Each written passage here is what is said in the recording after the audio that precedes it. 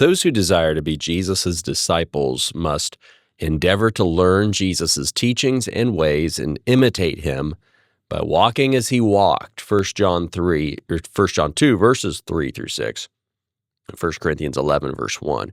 And one aspect of Jesus' life that must be imitated is the way that Jesus was meek. And therefore, we must consider the scriptures that give us some insight into the way that Jesus demonstrated meekness so that we can learn how to walk in his footsteps in the way then that we are meek. So let's look at a few scriptures that help us understand these things so we can be more like Jesus in our meekness. Let's begin in Matthew, the 11th chapter, and let's look at verses 28 through 30. Matthew 11, verses 28 through 30. It says, "Come to me, all of you who are weary and burdened, and I will give you rest. Take my yoke upon you and learn from me, because I am lowly and humble in heart, and you will find rest for your souls. For my yoke is easy, and my burden is light." As you look at this passage, one of the things that ought to come out is that part of what should attract people to Jesus is his humility and his meekness. Now, the Greek word, pros, if I'm saying that right, is often translated, if you look at across the different translations, is often seen as humble, gentle, or meek. Now, really, there's no one English word that fully captures the idea that's conveyed in this word, as I understand it. Because this word is one that blends both gentleness and strength. Therefore, meekness, according to what this word's trying to convey, according to what the scriptures are trying to show, meekness is not weakness. It's not timidity. It's not a lack of conviction. It's not somebody who just kind of sits in the corner and never does anything and is real shy and timid or something like that. Doesn't know what they believe and just kind of follow after whoever saying whatever. It's not anything like that.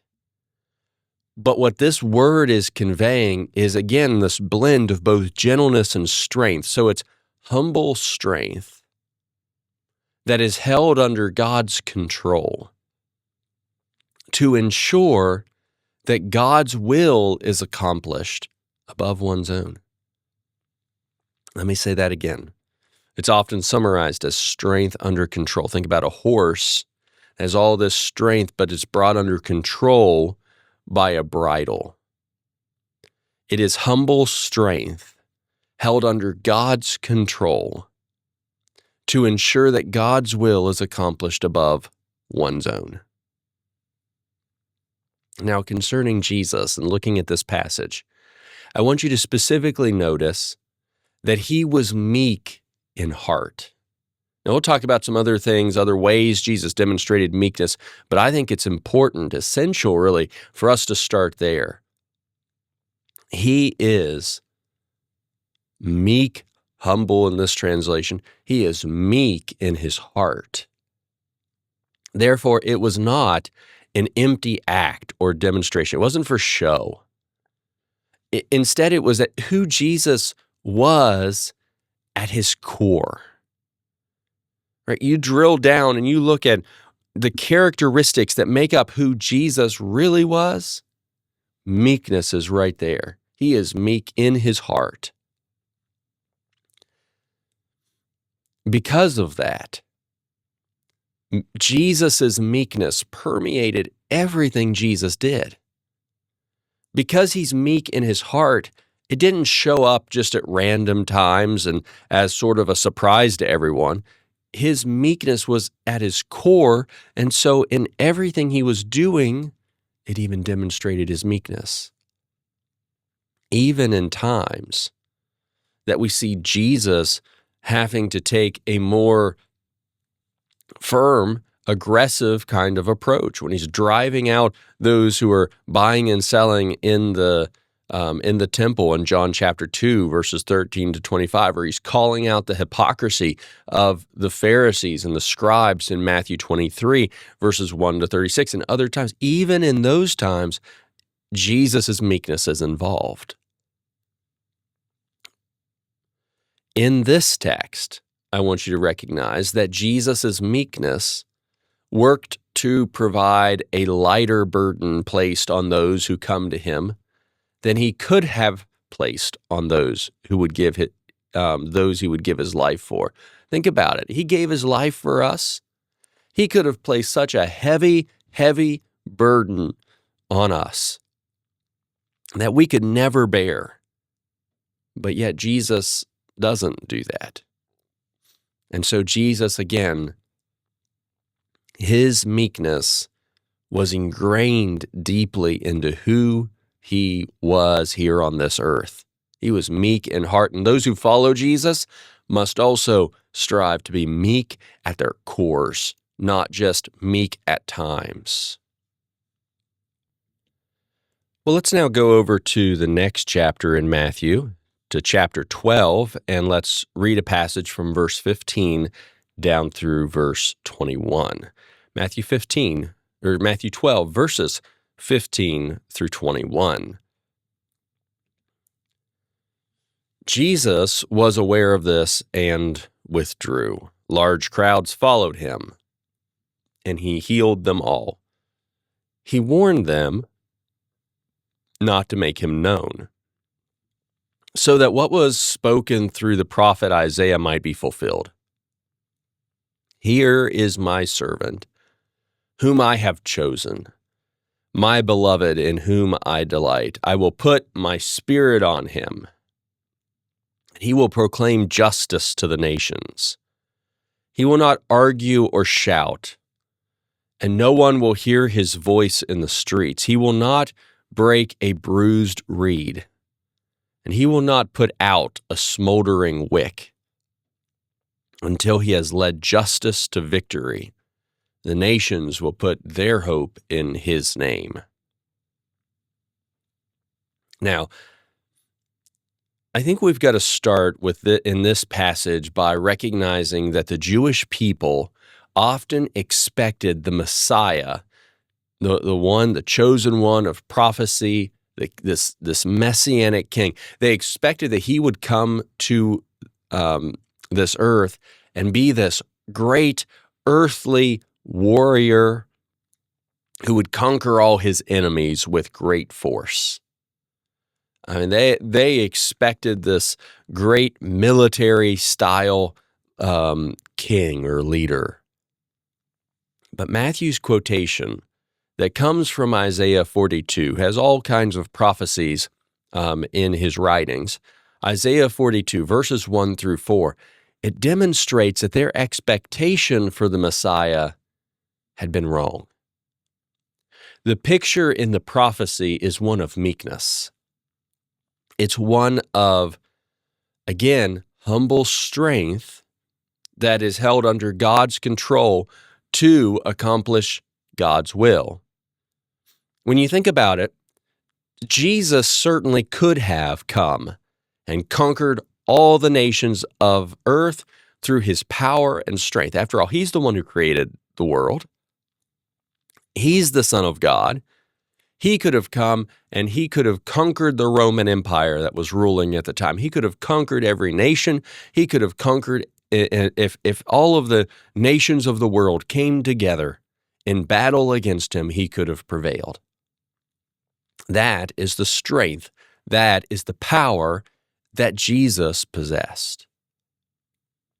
In fact, you even read in Matthew chapter 4 how Jesus was even offered the allegiance of all the kingdoms of the world. Remember when Satan tempted him, that if Jesus would just bow before him and worship him, that he could have all the kingdoms of the world. So Jesus could have been this great conquering military-style king. But Jesus wasn't focused there. Jesus was focused on a kingdom that was not of this world. And even as he was going to his death, he proclaimed such. If his kingdom was of this world, his followers, his servants would fight. But his kingdom's not of this world. John chapter 18, verses 33 through 37. Because of what Jesus needed to accomplish, Jesus did not live with reckless abandon in pursuit of physical power. Look at verse 19. He's not going to argue or shout. No one's going to hear his voice in the street. He's not calling for that. Instead, Jesus cared for even the weakest so that they would not be broken, but instead that they could come to experience the spiritual victory he came to provide in verses 20 and 21. He'll not break that bruised reed. He won't put out that smoldering wick. He's looking to lead people to victory, but a different kind of victory. Not one where he conquers everybody militarily, physically, but spiritually. Jesus held that strength under control. Next, let's go back to the Old Testament. That passage just included a quotation from the Old Testament, but I'd like us to go to the book of Isaiah and look in chapter 53. And I think this passage perfectly demonstrates Jesus's meekness. Isaiah 53, verses 4 through 9, it says, "Yet he himself bore our sicknesses, and he carried our pains. But we in turn regarded him stricken, struck down by God, and afflicted. But he was pierced because of our rebellion, crushed because of our iniquities. Punishment for our peace was on him, and we are all healed by his wounds. We all went astray like sheep. We all have turned to our own way, and the Lord has punished him for the iniquity of us all. He was oppressed and afflicted, yet he did not open his mouth. Like a lamb led to the slaughter, and like a sheep silent before her shearers, he did not open his mouth. He was taken away because of oppression and judgment, and who considered his fate? For he was cut off from the land of the living. He was struck because of my people's rebellion. He was assigned a grave with the wicked, but he was with a rich man at his death, because he had done no violence and had not spoken deceitfully." The Messiah was prophesied, especially in Isaiah, he was prophesied to be the suffering servant. Now just think about that for a moment. Here's again the Son of God, the suffering servant. This is precisely who Jesus was. This passage demonstrates that Jesus would face numerous sources of affliction and suffering on his way to death.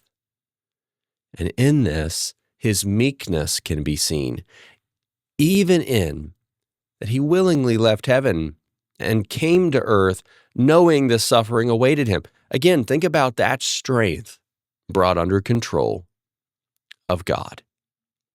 He didn't have to leave heaven in the first place. He could have stayed there where there wasn't suffering and pain and death, but yet he willingly left heaven in order to come to this earth and experience all of these things that were prophesied about. Jesus knew them. Philippians chapter 2, verses 5 through 11 also pictures this. Even though he was God, he did not count equality with God as something to be grasped or held on to at all costs. He willingly emptied himself. He willingly came to this earth and suffered and died, knowing what was going to happen, knowing prophecies like this. Furthermore, this passage pictures Jesus as not opening his mouth to speak against those who were falsely accusing him or sentencing him to death. He didn't open his mouth to stop it. Again, strength held under control. You think about when Jesus was being falsely accused by the Jewish people before the Sanhedrin, or Jesus being falsely accused before Pilate, the governor, or Jesus being mocked and beaten by the soldiers. You read passages like Matthew 26, verses 59 through 68, or Matthew 27, verses 11 to 14, or Matthew 27, verses 27 to 31. Jesus could have stopped it, but he didn't. 1 Peter chapter 2, verses 21 to 23, that even though he's being evil, having evil spoken against him, he doesn't speak evil against them in return. At any point, Jesus could have stopped the wickedness being done to him. At any point, Jesus could have exposed the foolishness of those who were insulting and accusing him. At any point, Jesus could have halted the judgment that sentenced him to crucifixion, and Jesus knew he could do that. Yet Jesus knew that it was God's plan for him, the Messiah, to suffer and die to provide the sacrifice necessary for sin. You can see passages like Matthew 16, verses 21 to 23. Jesus knew, but yet he willingly suffered and died and chose to hold his tongue. Jesus' meekness, therefore, was one of the core attributes that resulted in Jesus allowing himself. Again, listen to that. Jesus allowing himself to be led like a lamb to the slaughter, because he was, after all, the Lamb of God, sent into this world to take away the sins of the world. John 1, verse 29. Well, next, let's look in Matthew once again. Let's go to chapter 21 this time. And we'd like to look at the first 11 verses, Matthew 21, verses 1 through 11.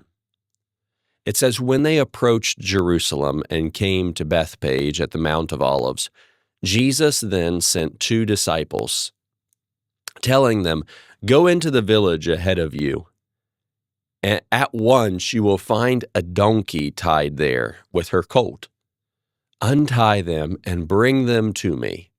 If anyone says anything to you, say that the Lord needs them, and he will send them at once.' This took place so that what was spoken through the prophet might be fulfilled. 'Tell daughter Zion, see, your king is coming to you, gentle and mounted on a donkey and on a colt, the foal of a donkey.' The disciples went and did just as Jesus directed them. They brought the donkey and the colt. Then they laid their clothes on them, and he sat on them. A very large crowd spread their clothes on the road. Others were cutting branches from the trees and spreading them on the road.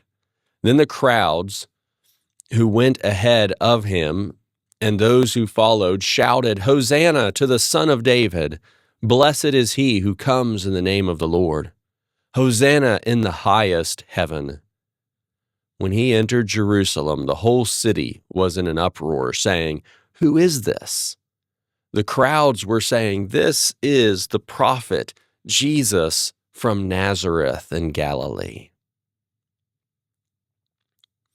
Now, here's a critical point in Jesus' mission: his entrance into Jerusalem preceding his crucifixion.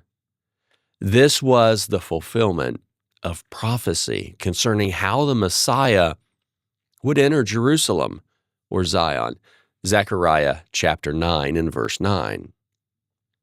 Now, although it was not without precedent for a king to ride on such an animal, as you could see in 2 Samuel 16, verses 1 and 2, and 1 Kings 1, verse 33, it was certainly not the same image as a king or emperor on a war horse. In this, Jesus demonstrated he was not a Messiah who conquered with physical force, but one who conquers through devotion to the Father's will, even when that involved suffering. This was all according to the determined plan of God, Acts 2, verse 23. Jesus demonstrated his meekness, coming into Jerusalem in the way that he did. Again, not as one who conquers with physical force, but that one who would conquer by laying down his life and providing the victory over sin.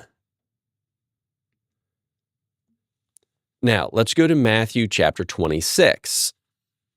And we see, once again, Jesus' great meekness. Matthew chapter 26, verses 47 through 56. It says, "While he was still speaking, Judas, one of the 12, suddenly arrived. A large mob with swords and clubs was with him, from the chief priests and elders of the people. His betrayer had given them a sign. 'The one I kiss, he's the one. Arrest him.' So immediately he went up to Jesus and said, 'Greetings, Rabbi,' and kissed him. 'Friend,' Jesus asked him, 'why have you come?' Then they came up, took hold of Jesus, and arrested him. At that moment, one of those with Jesus reached out his hand and drew his sword. He struck the high priest's servant and cut off his ear. Then Jesus told him, 'Put your sword back in its place, because all who take up the sword will perish by the sword. Or do you think that I cannot call on my Father, and he will provide me here and now with more than 12 legions of angels? How then would the scriptures be fulfilled that say it must happen this way?' At that time, Jesus said to the crowds, 'Have you come out with swords and clubs as if I were a criminal to capture me? Every day I used to sit teaching in the temple, and you didn't arrest me. But all this has happened so that the writings of the prophets would be fulfilled.' Then all the disciples deserted him and ran away."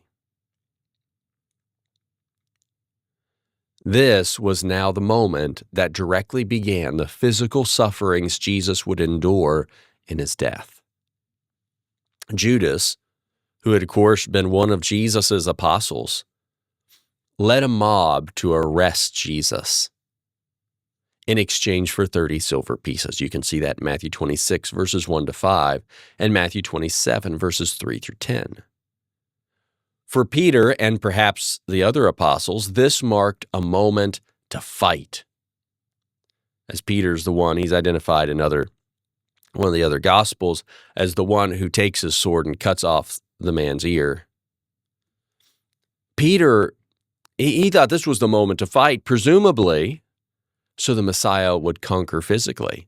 It still seems as if even the disciples had a hard time understanding the nature of Jesus' kingdom, that he wasn't here to physically conquer, that he was going to go through his death, even though Jesus had tried to tell them. But instead of physically fighting to conquer, this was a moment for Jesus' meekness to shine. Jesus rebuked Peter's aggressiveness and his use of force to defend him physically, instructing Peter to put his sword back in its place, since Jesus' kingdom would not involve the use of a physical sword. Instead, Jesus' kingdom would be advanced through the sword of God's word, this sword that is sharper than any double-edged sword, Hebrews 4, verse 12. The sword of the Spirit, Ephesians 6 and verse 17. Revelation 1, verse 16 pictures a sword coming out of Jesus' mouth, right? His words, that's the sword that would conquer. Furthermore, Jesus went on to heal the injured enemy who had come to arrest him. Jesus knew that he could physically conquer all these enemies by asking the Father for more than 12 legions of angels. Now, a legion was around 6,000 in the Roman army. So perhaps this is Jesus saying he could have called for more than 72,000 plus angels. He could have been set free, and Jesus knew he could have been set free. However, Jesus was focused on fulfilling God's plan for him to lay down his life as the sacrifice for the sins of the world, as that lamb who was offered by God for the sins of the world. Jesus demonstrated meekness. Now let's look in Matthew chapter 27, one more example of Jesus' meekness. Let's look at verses 32 through 44. As they were going out, they found a Cyrenian man named Simon. They forced him to carry his cross. When they came to a place called Golgotha, which means place of the skull, they gave him wine mixed with gall to drink. But when he tasted it, he refused to drink it. After crucifying him, they divided his clothes by casting lots. Then they sat down and were guarding him there. Above his head they put up the charge against him in writing, "This is Jesus, the King of the Jews." Then 2 criminals were crucified with him, one on the right and one on the left. Those who passed by were yelling insults at him, shaking their heads and saying, "You who would destroy the temple and rebuild it in 3 days, save yourself. If you are the Son of God, come down from the cross." In the same way, the chief priests with the scribes and elders mocked him and said, "He saved others, but he cannot save himself. He is the King of Israel. Let him come down now from the cross, and we will believe in him. He trusts in God. Let God rescue him now, if he takes pleasure in him, for he said, 'I am the Son of God.'" In the same way, even the criminals who were crucified with him taunted him. So here's the scene of Jesus as he hung suspended on the cross, offering himself for as the sacrifice for the sins of the world. Even then, even there, Jesus continued to be mocked. He was mocked by those watching him be crucified, and he was even mocked by those criminals who were crucified next to him. Specifically, they mocked that if he really was the Son of God, who pleases his heavenly Father, he would remove himself, or he would call on his Father to remove him from the cross. They mocked that he saved others but could not now save himself. And Jesus endured this mocking without reply. Jesus knew completely that he could be spared from death on the cross. Yet Jesus knew what they did not realize. Jesus knew that if he was saved from death, they and we would not have the opportunity to be saved eternally. Jesus knew he could do it. Jesus knew the Father could take him off the cross.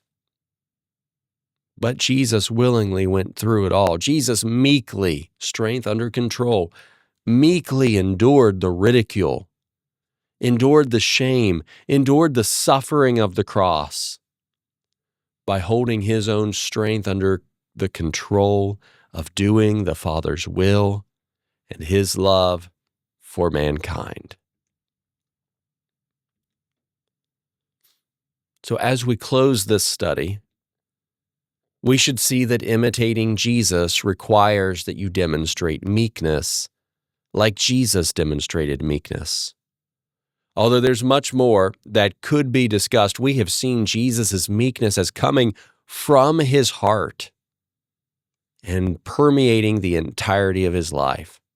Ultimately, Jesus refused to exercise his own strength in any way that was contrary to the will of the Father. Therefore, disciples of Jesus must put the will of God above the pursuit of their own desires.